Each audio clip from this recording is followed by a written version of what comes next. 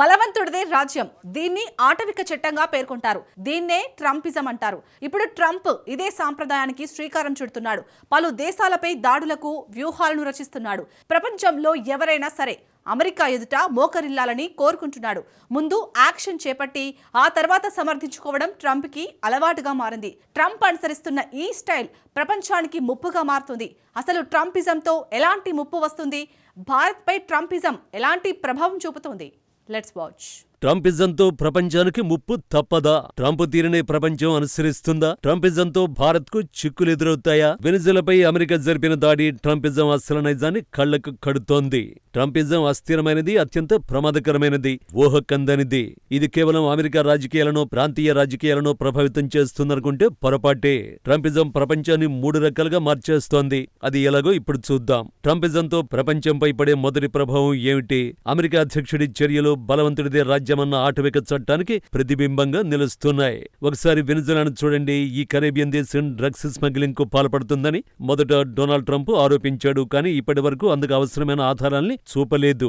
సరైన విచారణ జరపలేదు. కనీసం ఐక్యరాజ్య సమితిని కూడా సంప్రదించలేదు. కేవలం తమ వద్ద అధికారం ఉంది కదా అని అమెరికా సైన్యాన్ని వెనిజులాపై ట్రంప్ దాడికి దించాడు. ఆ దేశ అధ్యక్షుని కిడ్నాప్ చేయించాడు. ఇక్కడ వెనిజులా అధ్యక్షుడు నికోలస్ మదురోను సమర్థించడం లేదు. అతడు ఒక నియంత. అతడు పదవి నుంచి తప్పుకోవలసిందే. మదురో విధానాలు అసమ్మతిని అణిచివేశాయి. వెనిజులా ప్రజల్ని పేదరికంలోకి నెట్టేశాయి. ముమ్మాటికి మదురోను పదవి నుంచి దించాల్సిందే. కానీ అతన్ని కిడ్నాప్ చేయడానికి అమెరికా అనుసరించిన విధానం సరికాదు. వెనిజులా సార్వభౌమాధికారాన్ని అమెరికా పబ్లిక్ గా ఉల్లంఘించింది. ఇది సరైనది కాదు.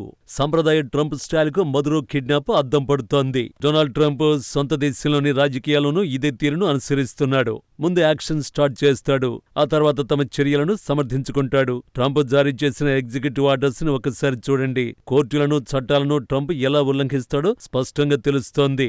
విదేశాంగ విధానంలోనూ ట్రంప్ ఇలాగే టెంపరితనంతో వ్యవహరిస్తున్నాడు. నిర్ణీత ప్రక్రియను పూర్తిగా విస్మరిస్తున్నాడు. అధికారం ఉంది కదా అని రెచ్చిపోతున్నాడు.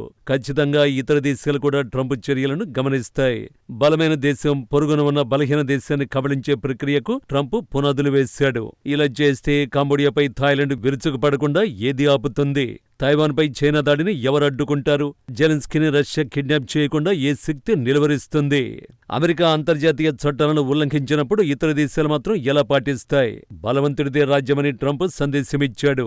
ఇప్పుడు ప్రపంచవ్యాప్తంగా అదే నినాదం ప్రతిధ్వనిస్తోంది. ఇక రెండో విషయం, ట్రంప్ మళ్లీ ప్రభావశీల ప్రాంతాల విధానాన్ని పునరుద్ధరిస్తున్నాడు. ప్రభావశీల ప్రాంతాలంటే ఏమిటి?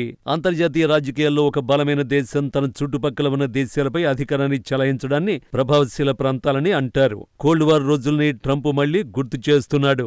అప్పట్లో అమెరికా, సోవియట్ యూనియన్ ప్రపంచాన్ని రెండుగా చీల్చి దేశాలను పంచుకున్నాయి. డొనాల్డ్ ట్రంప్ కూడా మళ్లీ అదే ఆలోచన ధోరణికి మళ్లుతోన్నట్టు కనిపిస్తోంది.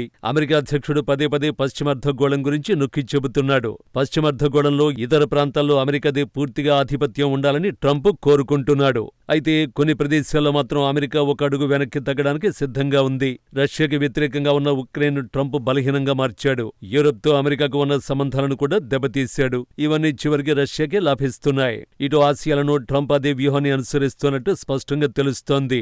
గత నవంబర్లో ట్రంప్ G2 శిఖరాగ్ర సమావేశానికి పిలుపునిచ్చాడు. G7 కదా ఉండేది, G2 ఏంటి అన్న సందేహం కలుగుతోంది కదా. నిజమే, G2 అంటే 2 దేశాల కూటమి మాత్రమే. ఇంతకు ట్రంప్ ప్రతిపాదించిన మరో దేశం ఏది అంటే డ్రాగన్. G2లో కేవలం అమెరికా, చైనా మాత్రమే ఉండాలి అన్నది ట్రంప్ అభిమతం. దీన్ని బట్టి డొనాల్డ్ ట్రంప్ ఆలోచన ధోరణి ఎలా ఉందో ఇట్టే అర్థం చేసుకోవచ్చు. 2 అగ్రరాజ్యాలు కలిపి ప్రపంచ రాజకీయాలను, నిబంధనల్ని నిర్దేశిస్తుంటే మిగిలిన దేశాలు కేవలం ప్రేక్షక పాత్రకై పరిమితం కావాలి అన్నది ట్రంప్ ప్లాన్ గా తెలుస్తోంది. ఇక మూడో అంశం, వనరుల కోసం అమెరికా కొత్త పోరాటం చేస్తోంది.